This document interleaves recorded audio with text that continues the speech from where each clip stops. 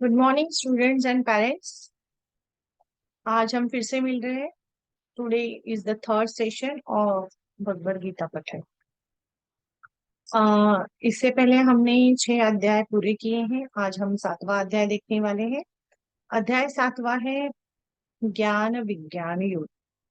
ज्ञान विज्ञान योग, इसमें श्री कृष्ण अर्जुन को कहते हैं कि परम सत्य को जानो, the ultimate truth, the wisdom. जो भी मोह माया है उससे परे होके जो भी धर्म है अपना वो निभाना है आपको, और वो भी पूरे नॉलेज के साथ। तो ये जो ज्ञान विज्ञान योग है, इसमें अगर स्टूडेंट के नजरिए से मैं देखूं तो श्री कृष्ण कहना चाहते हैं ज्ञान। ज्ञान मतलब इंफॉर्मेशन। जो भी इंफॉर्मेशन आप ले रहे हो, अभी आप स्टडी कर रहे हो, कोई हायर स्टडीज कर रहे हैं, तो ये सारे स्टूडेंट्स को नॉलेज मतलब इंफॉर्मेशन तो आ रही है। Whenever they are studying, पढ़ाई कर रहे हैं तो उनको इंफॉर्मेशन तो आ रही है, लेकिन ये इंफॉर्मेशन उनको अगर याद रखना है तो उसको उनको नॉलेज में ट्रांसफर करना बहुत जरूरी है। तो इंफॉर्मेशन को जब वो अप्लाई करते हैं तो वो कहलाता है नॉलेज। जस्ट आपने पढ़ाई की है for the sake of examination. तो जनरली कैसे होता है, अगर मैं एग्जांपल दूं, तो अगर आप कोई भी स्टैंडर्ड लो, जूनियर हो, फर्स्ट स्टैंडर्ड हो, 10th हो, 11th 12th, या जेई नीट हायर स्टडीज कोई भी कर रहे हो, तो अगर आप पढ़ाई कर रहे हो तो जस्ट पढ़ाई कर मार्क्स के इससे आप देख रहे हो। तो जब पढ़ाई करके एग्जाम देकर आते हो, एग्जाम देने के बाद फिर आपको उस टाइम थोड़ा बहुत याद रहता है, लेकिन उसके कुछ महीनों बाद, थोड़े टाइम के बाद अगर आपको पूछते हैं कि इसमें इसका क्या है, तो आपको वो तुरंत याद नहीं आता है। क्यों? क्योंकि आपने सिर्फ एग्जाम को ध्यान में रख के पढ़ाई की थी। वही अगर आपको नॉलेज ओरिएंटेड बनकर आप पढ़ाई करोगे, तो जो भी आपने सीखा है, जिसे हम कंसेप्ट लर्निंग कहते हैं, तो अगर कंसेप्ट लर्निंग पे आप ध्यान दो तो आपको सारी पढ़ाई याद रहेगी। तो ये सारा जो भी हम सीख रहे हैं, हम नॉलेज सीखर बनकर सीखना चाहिए। ये तो एकेडमिक का हुआ। वही अगर आप संस्कार हैं, जो भी हम अच्छे संस्कार हमारे पेरेंट्स से ले रहे हैं, पेरेंट बच्चों को दे रहे हैं, तो जो भी उनको समझा रहे हैं, बात कर रहे हैं, उनको जब भी जो भी आप बात कर रहे हो तो उनको बोलते वक्त आप इतना ध्यान रखिए कि ये सारा उनका बिलीफ में कन्वर्ट होने वाला है। उनके लिए जो भी अच्छाई है वो इस तरह से उनको समझाइए कि वो उनको लाइफ टाइम यूज होगा, ना कि जस्ट उस मोमेंट के लिए वो काम करेगा, ऐसा इंस्ट्रक्शंस आप मत दीजिए।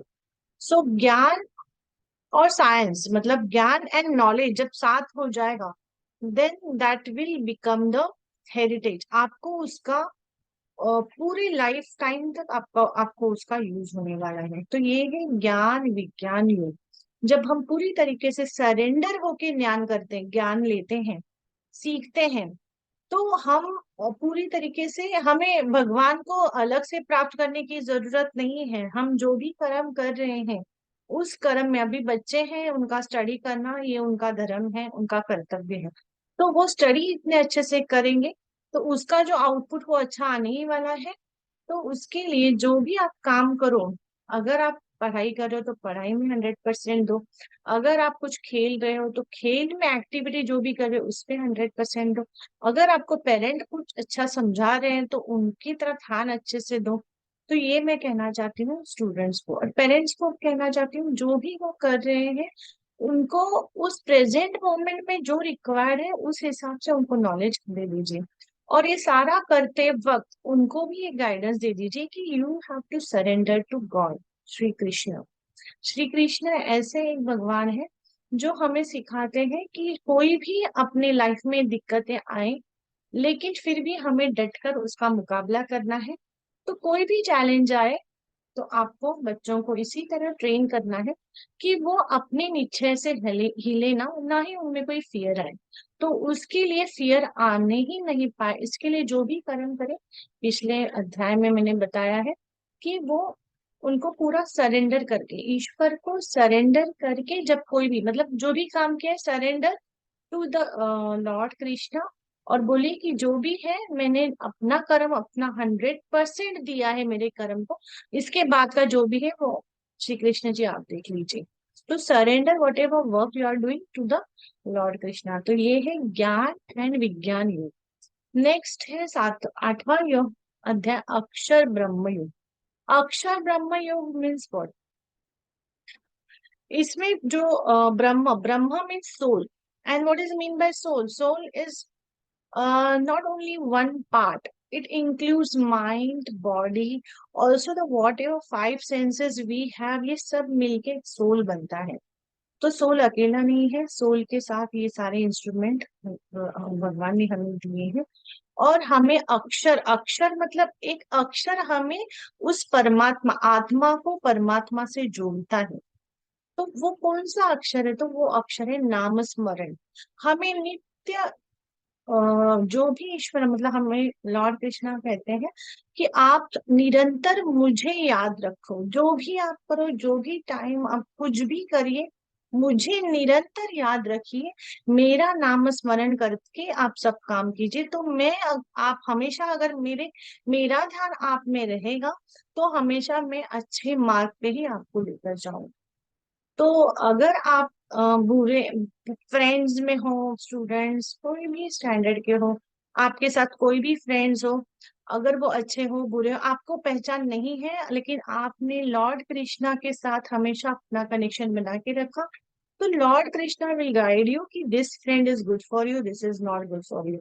तो ये सारा जो भी एक अवेयरनेस है, कॉन्शियसनेस है, वो होता है अपने जो गॉड है लॉर्ड कृष्ण, उनमें होता है। तो सरेंडर करके उनको हमेशा नित्य स्मरण करते रहिए, तो हमेशा जो भी आप करोगे कॉन्शियस लेवल पे करोगे, अवेयरनेस पे करोगे। क्योंकि अवेयरनेस एक ऐसा गिफ्ट हमारे पास है, जो हमें भगवान हमेशा कहता है कि तुम हमेशा ये जो सारे सेंस है, बॉडी है, सारा जो मैंने दिया है, you have to use that thing for the betterment of your life. तो हमें उसे इग्नोर नहीं करना है, लेकिन ये करना हमें पता नहीं है, it's doesn't matter, Lord Krishna will guide you for this. तो अगर पढ़ाई कर रहे हो, आपको याद नहीं रह रहा है, समझ में नहीं आ रहा है कैसे करना है, तो जो भी टेक्निक्स हैं आप ऐसे, आपके जो फ्रेंड्स हैं या कोई आपके टीचर्स हैं, उनसे आप कंसल्ट कीजिए, वो आपको गाइड करेंगे। तो जो अवेयरनेस आनी चाहिए कि ये प्रॉब्लम है, ये इसका सॉल्यूशन आपको नहीं समझ, अगर आप कनेक्टेड रहोगे, आपके पेरेंट को आप बताओगे, तो पेरेंट भी आपको गाइड करेंगे आपको क्या क्या करना है, ना कि उस चक्रव्यूह में पड़ना है आपको। तो अक्षर ब्रह्म योग ये है कि हमेशा निरंतर हमें भगवान का नाम स्मरण करना है, लॉर्ड कृष्णा को हमेशा याद रखना है, तो हमें हमेशा सही मार्ग का दर्शन मिलते रहेगा। तो ये है अक्षर ब्रह्म योग। नाइन्थ जो अध्याय है वो है राज विद्या राजगुह्य योग। राजयोग राज विद्या राजगुह्य योग ये है कि जहाँ पे प्रभु कृष्ण हमें बता रहे हैं, मतलब श्री कृष्ण अर्जुन को बता रहे हैं कि सब जगह मैं ही हूँ। अगर तुम कहीं पे भी देखो, हर एक इंसान में मैं हूँ, हर एक जीव में मैं हूँ, फिर वो पेड़ हैं, एनिमल्स हैं, जो भी है सारी मेरी क्रिएशन है। मैंने ही सबको बनाया है, सब में ही मैं हूँ, लेकिन फिर भी सब में होकर भी मैं सबसे अलग हूँ, मैं उनमें नहीं भी हूँ। तो ऐसा क्यों कहा है लॉर्ड कृष्ण ने? तो इसलिए कहा है कि हम जब इस बॉडी लाइफ में आते हैं, तो हमें एक बॉडी जब मिलती, we are came into ego. तो जब ईगो आ जाता है और हमें उस लॉर्ड कृष्ण का स्मरण नहीं रहता है, तो हम उस परमात्मा से डिटैच हो जाते हैं, अलग हो जाते हैं। तो परमात्मा तो इधर ही है, यहाँ पे ही है, लेकिन बॉडी के साथ आने के बाद जो हमें ईगो आया है, उसकी वजह से हम थोड़ा सा उससे दूर हो गए। तो इसीलिए उनके बिना तो हम कुछ भी नहीं है, जो भी चल रहा है with the help of that God only. But वो हमारे इसमें कुछ भी इंटरफियर नहीं कर रहे हैं। It is all whatever in our life, it is being autopilot. जो भी लॉज है सब ऐसे इतने ब्यूटीफुली बनाए हैं ईश्वर ने कि कोई भी उसमें इंटरफेयर नहीं कर रहा है। हर एक जन अपने अपने लॉ ऑफ कर्मा में रह रहे हैं, अपने अपने कर्म का फल ले रहे हैं। तो हमें हमेशा निरंतर उस ईश्वर का स्मरण करते हुए उससे हमेशा उनको अलग नहीं रखना है, उनको हमेशा अटैच करके साथ में रहकर करना है। क्योंकि कोई भी ऐसा काम नहीं है जो उनके बिना चलता है। कितना भी आप पढ़ाई करो, कितना भी हायर स्टैंडर्ड हो, कितना भी आपके पास पूरा मटेरियलिस्टिक सुख सभी सुविधाएं हो, लेकिन अगर उस ईश्वर का आपको साथ नहीं है तो आप वो खुशी, वो ब्लिसफुल स्टेट में नहीं रह पाओगे। वो ब्लिस क्या है? वो अनंत है। जो ईश्वर परमात्मा है वो अनंत है, उसमें ब्लिस है, आनंद है। अगर आप उस आनंद को महसूस करना चाहते हो तो हमेशा उसको अपने साथ रखिए, नित्य स्मरण कीजिए। तो यही कहना चाहते हैं लॉर्ड कृष्णा कि मैं सब में हूँ, लेकिन फिर भी मैं सब में होकर भी मैं उनमें नहीं हूँ। तो इतना ब्यूटीफुली उन्होंने बनाया कि उनके बिना तो हमारा चल नहीं रहा है, लेकिन हमारा जो भी हमें लगता है कि ये मैंने किया है, मैंने किया, मैंने मतलब बहुत जनों का ऐसा होता है, ये मैं कर रहा हूँ, मैं कर रहा हूँ, मैं ईगो इतना हो जाता है। फिर एक दिन ऐसा हो जाता है कुछ तो कि उनका फिर वो ईगो का हनन हो जाता है। क्यों ऐसा होता है? क्योंकि they are considered God as a different entity and they themselves as a different identity. But ऐसा नहीं है, विदाउट ईश्वर हम कुछ नहीं है, ईश्वर हमारे बिना सब कुछ है, बट हम ईश्वर के बिना कुछ नहीं है। तो जो भी काम करोगे उस ईश्वर को हमेशा अपने पास रखिए, नित्य स्मरण कीजिए। जो भी आप काम करो डिवोटेडली कीजिए, पूरा 100% आप अपना पढ़ाई कर रहे हो, पढ़ाई में पूरा ध्यान देकर, इतना पढ़ाई में ध्यान रखो कि जो आपको लगता है मेरा 4 घंटे में ये पढ़ाई हो जाएगा, अगर पूरा ध्यान देकर आप नॉलेज सीकर बनकर पढ़ाई करोगे तो 4 घंटे का पढ़ाई आप आधे घंटे 1 घंटे में कंप्लीट कर पाओगे। इतना, और ये करते पूरा सरेंडर होके कीजिए। आप जनरली क्या होता है, बच्चे बहुत प्रेशर लेते हैं, अरे मुझे नहीं आ रहा है, अब मैं क्या करूं, मुझे नहीं आ रहा है। तो ये सारा प्रेशर इतना आ जाता है कि फिर उनको फिर नॉलेज साइड में हो जाता है, और उनका एक्चुअली फोकस रहता है कि ये अभी नहीं आ रहा है, इसका आउटपुट ये हो जाएगा। तो ज्यादा टाइम आउटपुट पे रहता है। तो कंटिन्यूअसली भगवान कृष्ण यही कहना चाहते हैं, live in a present moment. पूरी भगवत गीता जैसे जैसे आप पढ़ते जाओगे, हर एक में उन्होंने यही गाइड किया है कि आपको हर पल कितना अवेयर रहना जरूरी है। क्योंकि इतना कुछ हमारे आजू बाजू में सराउंडिंग में हो रहा है, अगर हम अवेयर नहीं रहे तो बहुत कुछ चीजें हम मिस कर सकते हैं। तो ना कि पास्ट में रहिए, ना कि फ्यूचर में जाइए, just be leave in present. इसीलिए प्रेजेंट को प्रेजेंट गिफ्ट कहा गया है। तो 9th अध्याय में यही कहा है कि आपको राज विद्या, मतलब सबसे बड़ी विद्या यही है कि भगवान सब में है, आप में भी है, लेकिन आप उसका ईगो मत कीजिए, जो भी है सरेंडर कीजिए भगवान को, और उनको नमन करके, उनका नित्य स्मरण करके आप पढ़ाई कीजिए। तो lord Krishna is always with you and he will guide you at all the moments.